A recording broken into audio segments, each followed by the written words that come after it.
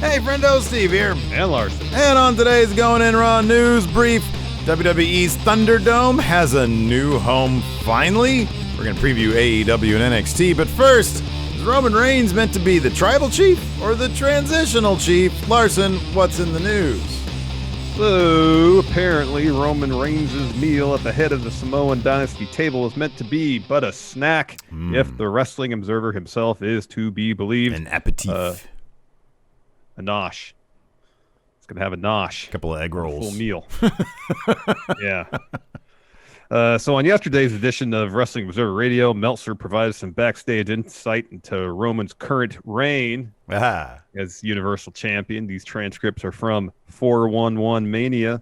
This is what old Dave had to say, quote, Roman Reigns with a long title run was not the idea, believe it or not, even though it seems so obvious. It was not the idea. I have no idea who the guy who was supposed to be the champion was supposed to be because they've basically devalued everybody else. Okay, that's weird. So, I mean, yeah, everything about this story would seem to indicate Roman has a long title run. You build up a face to take him on to eventually vanquish him at Mania, at SummerSlam, something like that. My assumption whenever Roman Reigns wins that belt is that Roman will have that belt in perpetuity. Roman should have this title until there is a massive new face that has been built up. And this should be like, honestly, the way they're booking Roman Reigns, and I agree with Meltzer that they have, I don't want to say they've devalued everybody else, but compared to Roman Reigns, there is nobody besides maybe Drew McIntyre. The Fiend is out there, but he's on a different brand, and so is Drew, obviously. Both on Raw, that's the issue, yeah.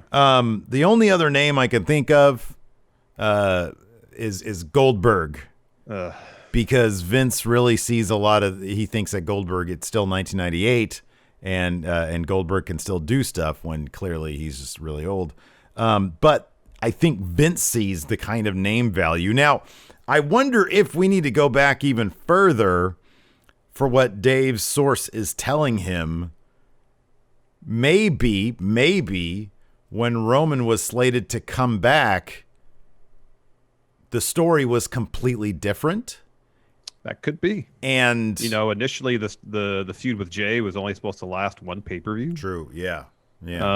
Maybe, they realized what they had here was really good and decided to kind of protract this. The other thing is that if they're hoping for a match against The Rock at Mania, a match of that magnitude doesn't necessarily need the title to sell it. Right. That being said, everything else about Roman's story, his character now, he needs the belt. Yeah. For him to justify him being at the head of the table. It's one thing just to say, I'm face of the company, but the title is more or less that designation manifested in physical form. Without the title, his claim to be at the head of the table isn't as strong. So he kind of needs to have that belt. Thanos needed the Infinity Gauntlet for anybody to take him seriously. Once they got it off him, it was like, yeah, you're just a chump. So, yeah, I agree with that. I wonder if, just throwing this out there, what if we were meant to see originally in the plans the transformation of Roman to this iteration of him? And that included, because, him and Goldberg's supposed to have that match at Mania. What if, and I'm just throwing Goldberg out there because he's, in my opinion, besides Drew and The Fiend, who are on different brands, the only guy who can sort of rival Roman in name value that I believe Vince sees. I don't agree with that necessarily, but I can see that from Vince's point of view, perhaps. What if Roman loses? What if Roman comes back, gets the title, loses it to like a Goldberg, or maybe even The Fiend if The Fiend doesn't go to different brands because the draft just happened a couple months ago. And then has to realize that the burden is so heavy, he has to become that cold and ruthless for him to get the title back. So maybe the idea is the original story was he has to lose that in order to find this iteration of Roman Reigns that he is now. And maybe now we'll get that in a Boom Comics form. Yeah, that could be. There you go. They could tell that story in Boom Comics form. I wonder if maybe the idea is, I mean, and I'm just throwing this out there, completely baseless speculation. Roman loses because who walked into Mania? It was Goldberg walked into Mania, right? As champ after beating the Fiend, and then Braun beat him. I mean, I don't know if this story would have been. I mean, let's just say Roman Reigns comes back. He gets the title the way he did, but he was still good guy Reigns. And then, well, then you would think then the association with Heyman wouldn't have happened until later. So he comes back, like, you know, still with the Shield and everything stuff. He loses, or he wins the title, but then old man Goldberg shows up, takes it from him, and then Roman realizes, man, this like 70-year-old man just beat me. I have to become ruthless to deal with guys like him or like the Fiend or like Braun. And then we see that transformation. And then maybe a great sort of heat gathering moment would be him completely destroying Goldberg in the most ruthless fashion possible. I don't know if Goldberg ever would have signed off to that, but I'm just throwing stuff out there because this doesn't really make any sense.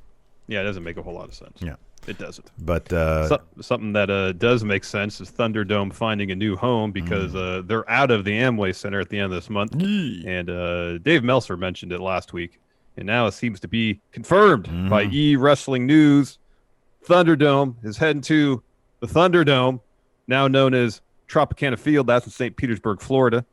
The site adds that, quote, as of this writing, the residency at the venue is expected to be for a while. Of course, Major League Baseball, the MLB, isn't expected to be back until early 2021, so the Tampa Bay Rays won't need the facility until at least March or April. But then where would they go from there? You know, that's what, 4 or 5 months. That doesn't seem very long. That's what Russell Votes added, though, later. Quote, newest plan now is to have Thunderdome shows at Tropicana Field in Tampa starting mid-December through Mania season.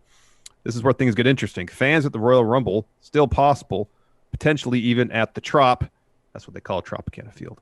In Tampa, WWE is hoping to start traditional live arena shows with fans the night after WrestleMania. Yeah, I know we've gone back and forth about this. I think that's not a terrible tentative plan given, you know, the latest developments like just this last week in terms of the vaccine of stuff it leads one to be hopeful that's a possibility. Now we don't, you know, the testing has been good. How that plays out in a large population, hopefully they're able to duplicate something close to those results. And if that's the case, I do feel, and I do get the feeling that with the way the, you know, transitional issues aside, the new administration, I do think they are going to basically put all their efforts into distribution, widespread distribution. And I think that when you have a functioning federal government, you can see just how much you can get done when they're actually working at it and trying to do stuff and not just golfing all the time. You can get a lot of stuff done. And so I think that's, you know, I mean, if, you know, I could see Vince saying, hey, you know what, we've got Tropicana till, you know, the Rumble or whatever, or till Mania. And at that point, we're probably back in business the way it used to be. And if it's not, we'll figure something out back, you know, then. I mean, they seem to have a lot of, I mean, the one thing WWE has been able to do, number one, worst case scenario, you're at the Capitol Wrestling Center. So it's like, it's not like they're going to not have a place. But you know, they have seemed to have figured things out pretty well on the fly. So, you know. Moving on, Steve, let's move on to our AEW and NXT previews. Woo! Yeah, tonight we're going to be doing our AEW recap live on the Twitch. So be sure to check that out right after AEW Dynamite goes off the air, maybe a couple minutes after. First up, Mox and Omega are having their contract signing for their big match scheduled for December 2nd. Correct. But, what, 2 weeks-ish? Yeah, about 2 weeks. 2-3 weeks, yeah. Pac making his in-ring return, taking busted on the Blade. Scumbag. I'll eat your busted face off. Also, Top Flight making their Dynamite debut against the Young Bucks.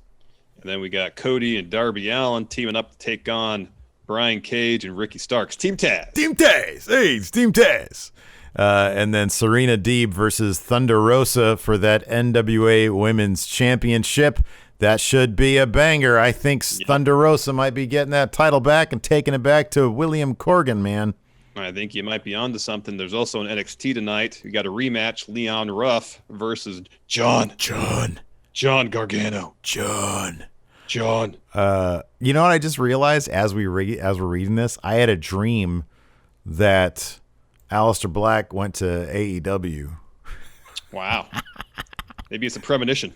I want to keep wrestling out of my dreams, man. Let's see here. Also, we called this one Cameron Grimes versus Dexter Lumis in a blindfold match. Now, I thought this may happen. I didn't think it's going to happen this week. I thought they'd build it a bit more. It's pretty quick. We got a tag team match: Tony Storm and Ember Moon versus Dakota Kai and Raquel Gonzalez. Should be pretty good. Finn Balor. Mr. Baylor is back. He's going to address the NXT universe. One of two things going to happen. He's going to vacate it, or he's going to act like he's sick, and then somebody's going to attack him, and he's just going to be fine. Yeah. And then what I'm sure will be the main event, this should be good as well, Io Shirai versus Rhea Ripley for the NXT Women's Championship. Who walks out champion? It might be Rhea Ripley. That might actually happen. They might try to prop her back up again after a pretty bad 2020 for her.